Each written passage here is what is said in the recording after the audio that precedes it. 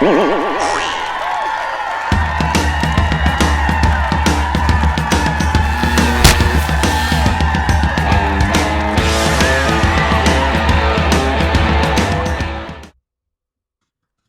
everybody. Welcome to another Comic Source Comic Boom collaboration. We're back with the 12 Days of the Comic Source. I mean 12 Days of Spawnmas. Hope you joined us yesterday when Rocky and I were joined by Jake, our guest co-host here, to talk Spawn in anticipation of 2022 and the insanity in my head that has decided that we're going to cover all the Spawn issues. We're going to do an issue of Spawn every day, starting January 1st with issue number 13. But wait, what about the first 12 issues, you say? Well, that's what the 12 Days of Spawnmas are all about. So we went deep dive into Spawn. We talked about who Spawn is to us, kind of our impressions, how he got his start with McFarlane and Image Comics, and we covered the first issue. So if you're curious what we're doing, you want more detail, you want more thoughts about kind of the nitty gritty and sort of the behind the scenes stuff, go check out the episode from yesterday. It's not too long. I promise. It's not, reaching the epic lengths of Rocky and my weekly DC spotlights that go on for hours. And this one will be even a little shorter because all we're going to do in this episode is just talk about issue number 2. But one thing that came out of our coverage on issue 1 for the first day of Spawnmas was really how much this comic holds up, and maybe it was even better than we gave it credit for back in the day, because Rocky and I both were buying the Spawn, not to date ourselves, but we both were buying Spawn right off the rack and really enjoying it. So we're going to dive into issue 2 for a second, or in a second, I should say. But before we do that, anything you want to throw in, Rocky, or overall thoughts about issue 2, or anything you want to add before we dive into the issue? Well, just about issue 1 and about issue 2, I never gave enough love to Sam and Twitch. Sam and Twitch, that detective team, they ended up with their own very successful comic book series, which is, they actually, I think, had an impact on the detective genre in comic books, Sam and Twitch. And they were funny. There's humor in Spawn issue 1 and in issue 2 here with the Violator, as we will know as we get into it. So this was...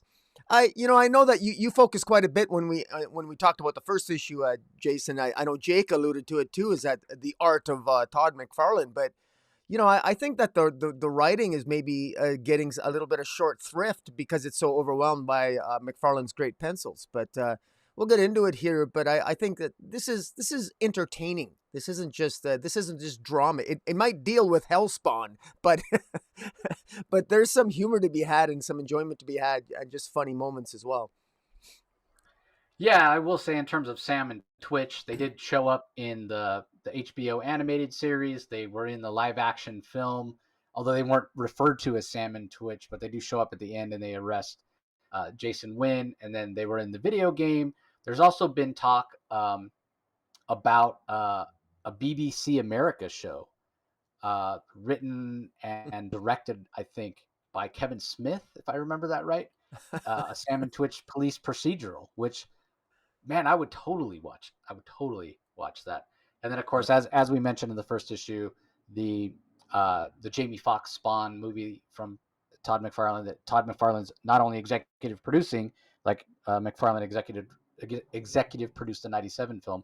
Todd McFarlane's directing this new or reboot of reboot film for Spawn. Jeremy Renner is we know his role is Twitch. We haven't heard who's playing Spawn yet. So That's that funny. should be fun. But yeah, I'm glad you brought Sam and Twitch up, because you're right. They were influential, and you've seen other writers over the last couple of decades borrow that sort of straight smart detective and sort of oblivious, gruff, but in his own way brilliant detective. That model's been used a lot. So, and I am curious. Like, I remember hearing about Kevin Smith being attached to that BBC show. You wonder. I mean, he might not be such a bad guy to play Sam himself. Then immediately your brain goes, well, so then Jason Mewes is Twitch. It's the whole Jay and Silent Bob. I think Yeah. that might not really work, right? Because if you're trying to watch the show, you would see Jay and Silent Bob on the screen rather than seeing Sam and Twitch. You might need other actors who aren't so tied to specific roles, or maybe just get unknowns where you're not bringing any preconceptions to the roles. So All right, well, let's go ahead and dive into issue number 2. So this features the first appearance of a very important character, and he's right there on the first page. It's the Violator, who is sort of, I don't know, like in the early issues, sort of a stepbrother to Spawn in a way. You know, he's created by the same evil entity. He's supposed to be keep an eye on Spawn, just like Spawn. He's immortal. They don't get along, just like siblings sometimes do. But what's interesting is when we're first introduced, and he comes across as this sort of overweight dad joke telling character, and you don't at all necessarily assume that he's going to be this completely evil, uh, skinny, monstrous, demonic form. He does come across as a little crazy and maybe a little depraved as he's talking to this cat and talking about killing people and ripping hearts out and whatnot. But you don't really expect what comes later. And then in terms of Spawn, we start to, again, it's narrated by Al Simmons himself, and he's talking about how the memories are coming back. He remembers that he's come back for his wife. He's not sure exactly what's happened or who he was as a person, but he knows he's here for his wife. He knows 1 second he was floating in limbo, then bang, he's alive. He knows he's given up his soul, and he knows somebody has given him this power, but taken his memories, and he's obviously not very happy with that person, and he wonders why he keeps being drawn to this one particular church.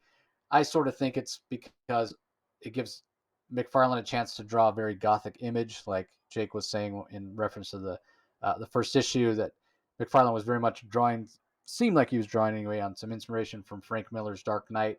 And we then, as the story goes on, we see this completely evil, demonic, insect-like monster that's literally ripping the hearts out of Mafia. And at this point, we don't realize, okay, this is the same person or same character or same monster, whatever you want to call it, as the Violator we saw in the first couple issues, because he doesn't look anything like him, right? That guy looked like a clown, looked like a buffoon.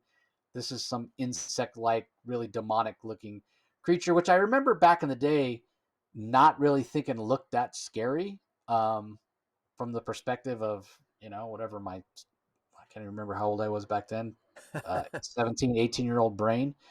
We do still have the talking heads.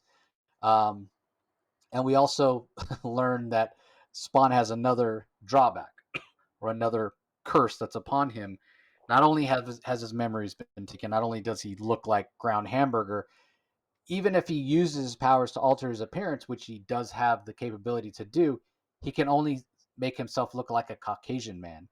And he knows he used to be a black man. And it's just one more thing that happens to Al Simmons that makes him think or sort of feeds into that idea that he has, that sense that he has, that he's being played with. Um, Again, it might be a little tropey, deal with the devil, but it's also real classic. I mean, the idea of a Faustian deal goes back centuries. So you can't say that McFarlane is leaning too far into tropes. It's more of a classic storytelling technique or thread, if you will. Tons of people have done it. We get some more scenes of Sam and Twitch. We get I a few I more. just want to, if I can, Chase, I just Yeah, want to make right. a comment that I think that I wonder how well that would play today if a black man comes back as a white person with today's toxic political climate in comic books. I wonder how this scene would play out in today, because the way, White face. yeah, It would be right. they call it That's whitewashing, or I don't know, but it would, yeah. I just That's a good. I open question, I guess. That's a good question. I sort of think it would almost be worse in a way because we're so much. I feel like we're more aware, we're more sensitive to the crap that persons of color have to put up with. This would be one more thing. I have a hard time thinking it would be received negatively. Um, Maybe it might be seen as in poor taste, but I sort of think it was felt a little bit that way back then. But at the same time, in '92, comics, who was, nobody, mainstream media wasn't paying attention. So, you know, the bigger question or the more interesting question might be if this if comics were at the center of pop culture in 1992 the way they are now, how would this have played? And then Yeah. obviously with the as politics and society has shifted to the left, I feel like, or more progressive these days. Yeah, Yeah, it's an interesting thought for sure. I'm curious, Jake, your thoughts. How important do you think it was that that Spawn, that Al Simmons be a black man, or does it did it matter? It's definitely surprising. And this scene where he tries to at least make him look human.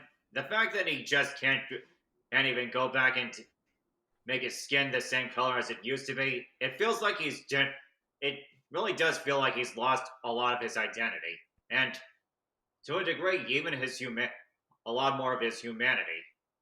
Yeah. Eh, Go ahead. Compared to similar concepts like the Netflix adaptation of Altered Carbon, this isn't just it's this isn't a form that he has to make by choice or even has the opportunity to go back to it at any time he wants. Al Simmons is generally locked away from his identity in several ways, and he can't get it back in ways he just doesn't understand.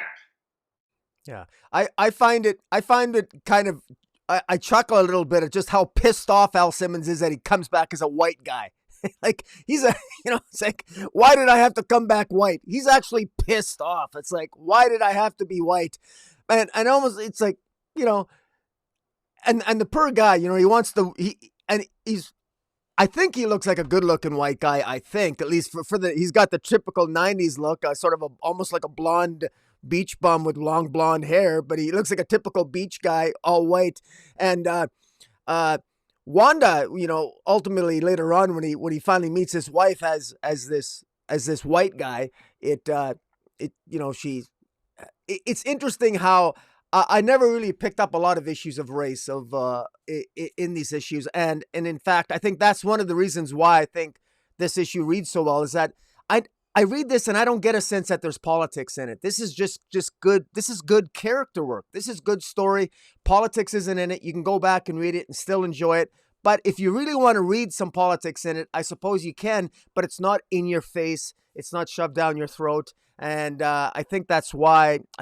Like I think that's what a lot of people refer to the people who are overly sensitive about politics and comics, and I just think that's interesting because he gets away with it here. He deals with Todd McFarlane. He deals with the news. He deals with the broadcasting. He deals with government issues, corrupt governments, conspiracies, military coups, all that jazz. And and then he throws in the main character coming back as a white man who, I mean, it just goes to show you that if you tell the story right, I mean, people aren't going to notice. But it's interesting. It's like I said, I'm seeing this through the lens of a modern day lens in the 2021. I just see I have a different appreciation for this issue. Yeah, it works on a lot of levels that we didn't read into then because maybe the world was a different place. And in terms of him being a white guy, not being able to change his, it's one thing if he was able to make himself look like what he used to look like, right? That's obviously where he would want to get. But if he can't get there, at least just make me look like an African American guy, right? He can't even get to that point. But the way this plays out in the story, it's just one more obstacle. It's just one more crappy thing that whoever, again, we don't know the name yet, haven't been introduced to him yet. It's just one more thing that this devil that he made the deal with has done to him. It's just one more piece of trauma, just one more bad thing that's happened to him. And so you don't necessarily, focus on that. But yeah, it is interesting because as much as we say, things are a little more political now, we're a little more sensitive, a little more aware. I mean, McFarlane is doing it here. Rocky, you said yourself with these talking heads, the 44 viewers voice guy is. I know he gets in it. We eventually find out what his name is. I can't remember what it is at the moment, but he very much is much more of the voice of the right or the conservative movement. The E Entertainment television reporters more about sort of the vapid culture, certainly coming out of the 80s, in terms of, entertainment and celebrity and that sort of thing. And then CNN is supposed to be, at least in my mind, a little bit more of the left, but supposedly just stating the facts, but at the same time, a little bit more of a voice of the government, voice of the man, as it were. So there's all that playing out in the talking head vignettes.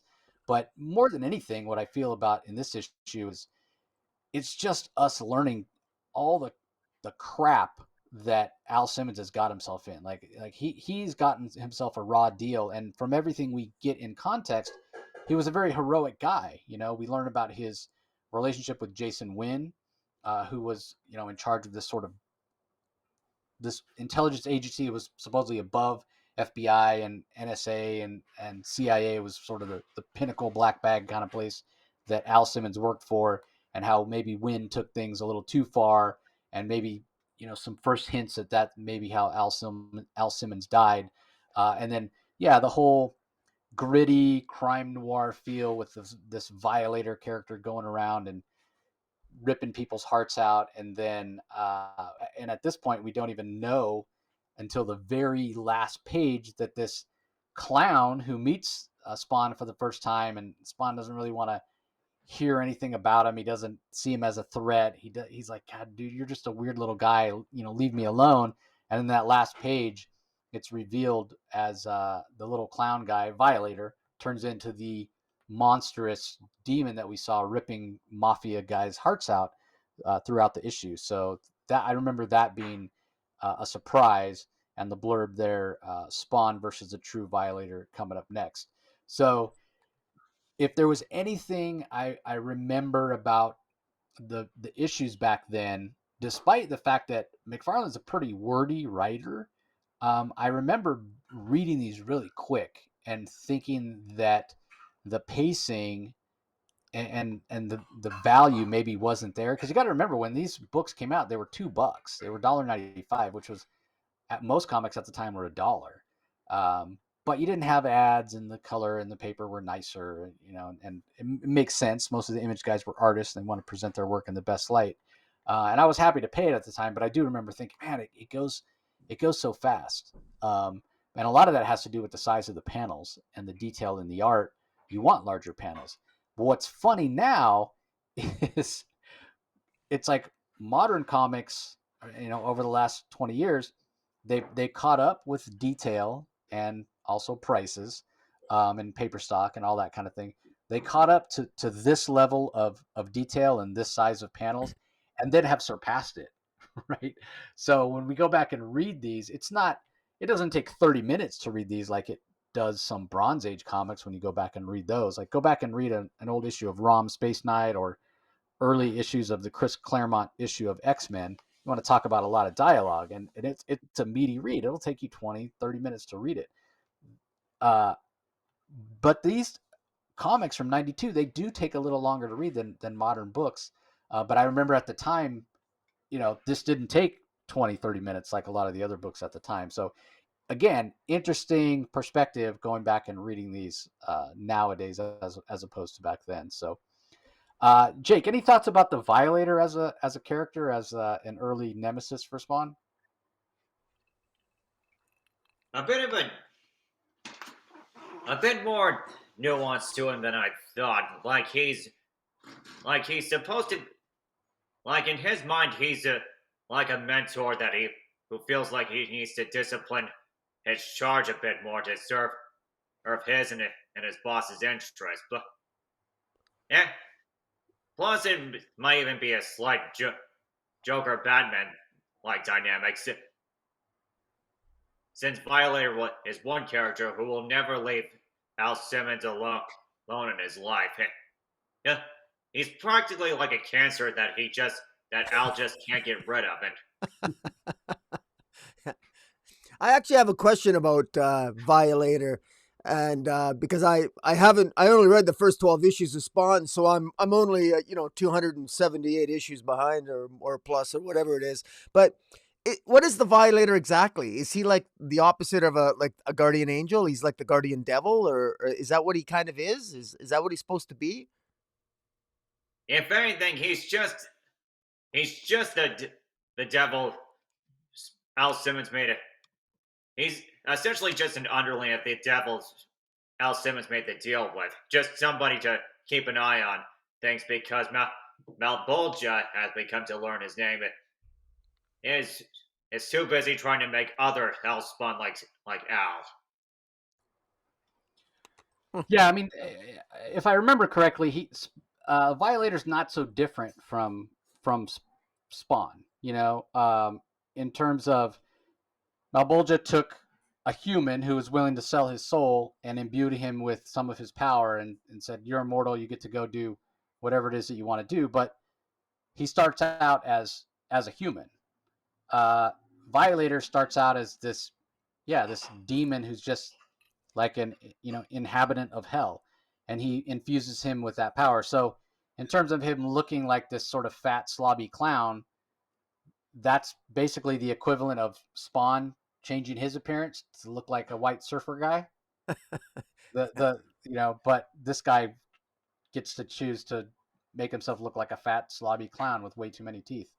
So yeah, but we'll get into that with subsequent issues. So yeah, I mean, the story's moving along. I am a little surprised, and again, I go back to the difference between modern storytelling and the storytelling back then when things weren't as decompressed. This is only the second issue, and we've already sort of been introduced to somebody who hangs around and is sort of an antagonist for Spawn for many issues, at least for several years. Again, nowadays I don't think it happens that quick. And the reveal that this creepy looking clown is also this demon creature that's ripping hearts out of people.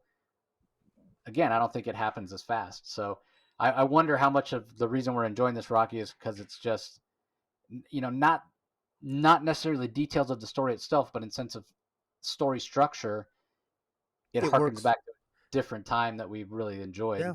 Well, the pacing is good. It doesn't it doesn't insult the reader. I don't need to be spoon fed. I think the tendency for modern day storytellers is that they tend to be too decompressed. They have a tendency of drawing every scene of every walk and footstep down an alley, which is not necessary. They try to establish every single bit and iota and nuance of mood and tone. So you don't need to do that. I mean, and then I go back to the referencing issue 1 where there's 9 panel grids there that McFarlane used masterfully by giving us snapshots of Al Simmons' life. We didn't need all, that's all we needed to establish the mystery. We didn't need more than that. And in fact, you that's the whole point of a mystery, is that you only get snapshots and you get some misdirection, and there is some misdirection here. And there are mysteries that play out, and at the same time, this story has moved forward. You learn a lot in 2 issues. And I got to give a shout out, surprise, to the amazing art. I remember Violator. I mean, the Violator puts the Joker smile to shame. I mean, back then, this guy could out joke the Joker, the Violator. This guy he's smiley. Look at those teeth. This guy is a character, and well, is it any wonder that Todd McFarlane's action figures didn't sell like hotcakes once he designed them? And I actually have it in a box over there. I actually have the full scale Angela, original full scale at 19-inch Angela action figure, and the full scale Spawn. I got both of them. I got them back in the day, and actually, I think I could probably get $50 or $60 for each of them if I put it on my eBay. But at some point, maybe I'll display them if I join you for another day of Spawn Miss. We'll see. Yeah, I remember the only toy I could ever find was Violator. Nobody wanted the big giant Violator when it was always. But even now, now I think that's one of the more expensive ones because nobody bought it. It's kind of funny. Yeah. So, anyway, Jake, any last thoughts on issue 2 as we're finishing up here? The more I look at it, the more I feel like that these early issues of Spawn are a lot of the same story beats as what I might find in manga. That's a bit of a praise, really. Like, good pace rather than just trying to go, rather than, and each incrementally adding to the story, but and characters that complement one another, all that other stuff, and something that just compounds without adding too much to it all at once. Yeah, you're right. That's a very manga esque way of telling the story. And I can't remember anybody ever asking McFarlane about any manga influences on Spawn. So I don't know. Maybe if we ever have him on the show again, I'll have to ask him that question. So, any last thoughts, Rocky, as we're winding down here? Uh, Not really. I'm just surprised at how much I'm in. Am enjoying this trip down memory lane, and uh, to read Spawn over Christmas of all holidays, I would have thought maybe Halloween would be more appropriate, but strangely, it feels appropriate. I have my nice Christmas scarf on. I'm got a tie. I got my fedora on. I'm sipping Crown Vanilla. I mean, life is good, my friend, and Merry Christmas to the two of you. Yeah, you're looking dapper. I'll say Merry Spawnmas to you and to all our listeners. The only thing that I did briefly consider that we could have started a month earlier and done it for Thanksgiving, and it would have been Spawnsgiving, which I think has a nice ring to it as well. But Yeah. anyway, listeners, be sure you tune in tomorrow for issue number 3 of Spawnmas, episode number 3. We'll also have some other episodes coming up as well throughout the entirety of 12 days of the comic source. And we should have some giveaways coming up for you all as well. So stay tuned for that. Don't forget, if you're checking us out only on the YouTube channel, be sure you subscribe to the Comic Source on your favorite podcast platform or app. Just do a search for the Comic Source, whether it's Spotify or Google Play or iTunes or whatever, or your favorite app on your phone, Pod Addict or Podster or whatever. We're on all of them, so you don't want to miss out on any of the audio content. So be sure and do a search for us. Conversely, if you have only been listening to us on audio and you want to see our smiling faces and check out the art as we talk about it, be sure you go over to YouTube, do a search for Comic Space Boom exclamation point. That's Rocky's channel. Subscribe so you don't miss out on any of the 12 days of the Comic Source collaborations between Comic Boom and Comic Source. And also, you want to be sure to check out all of Rocky's other content, our DC spotlights that come out, all the deep dives he does into other books that he's read. And once in a while, he even shows off some of his amazing comic collection. So be sure to subscribe, ring that notification bell, and like this video. Once again, we give thanks to our host, our co-guest host, Jake, for joining us. Don't forget, you can check out the show notes for his article about Spawn. He has a lot of good points. It's a relatively quick read. It's not some long, analytical, scientific article. It's going to take you a long time to read, but it's definitely worth your time if you're a Spawn fan for a long time, or if you're just joining and learning about Spawn while we're doing 12 Days of Spawnmas. It's definitely worth a read. So we really want to thank everybody for your support as always, and we will talk to you next time.